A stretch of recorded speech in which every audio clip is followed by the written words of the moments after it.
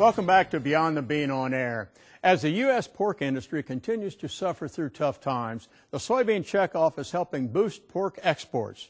USB teamed up with state checkoff boards from Minnesota, Nebraska, and South Dakota to fund a campaign with the U.S. Meat Export Federation.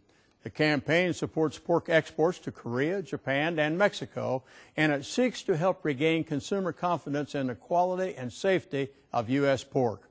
U.S. pork producers use close to 380 million bushels of soybeans a year, representing an important customer to U.S. soybean farmers.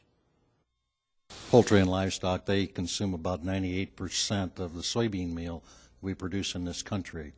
And the pork industry, roughly 35%, the poultry industry, 45+%. And in terms of bushels per acre of beans, we produce in this country about 3.3 billion bushels of beans. This accounts for about 1.4 billion bushels of soybeans that are produced in this country. That's very significant. That's right at half the total consumption or half the total production that's being consumed by our animal agriculture. And we value add that here in the United States, and we export then meat products rather than whole bean products. Supporting farmers who help feed the world is a top priority for the soybean checkoff. USB recognizes that sustainable production remains part of that equation as well. Reporter Sharon Alseth introduced us to a family that makes sustainability its top priority.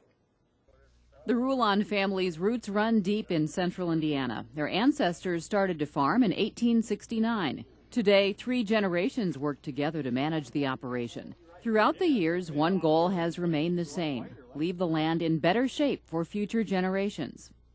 I'm really the beneficiary of several generations ahead of me that have believed in sustainability. So in my mind, our goal is to continue to do things in a way that allows us to leave the resources and the land, the water, and the air in a better condition than they were when they were handed to us. Today, the Rulons maintain a successful, multifaceted operation that includes a 5,300-acre soybean and grain farm. The family uses no-till cropping systems, buffer strips, and a variety of cover crops to manage runoff and increase soil fertility.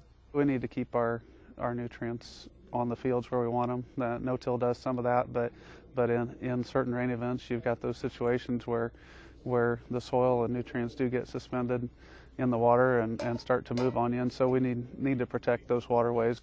Surface buffer strips are fantastic at trapping a huge portion of the sediment load. Now, not all of it, but a large portion. So that really again fits into what we kind of view as a moral obligation to keep the dirt out of the water.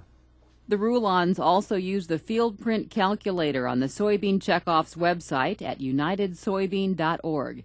The calculator serves as a free, confidential, internet-based sustainability tool that analyzes the use of natural resources and lets farmers see how their sustainability practices stack up against others in their region and across the country. As a farmer, you always want to think about, what are we doing, how are we doing it, how do we do better? And answering the questions that this tool requires you to answer forces you to think about those things. Other farmers should use it because it's a great starting point. It's a good place to start looking at the questions that need to be asked and learning what other alternatives might be, because with the drop-down bars, it's easy to pull off. The Rulons prove that sustainable farming practices can help meet the needs of the present while ensuring a profitable and bright future for a soybean farming operation.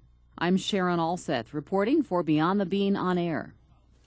And next up, equipment manufacturers show support for biodiesel created with your soybeans. But first, see if you can answer this question.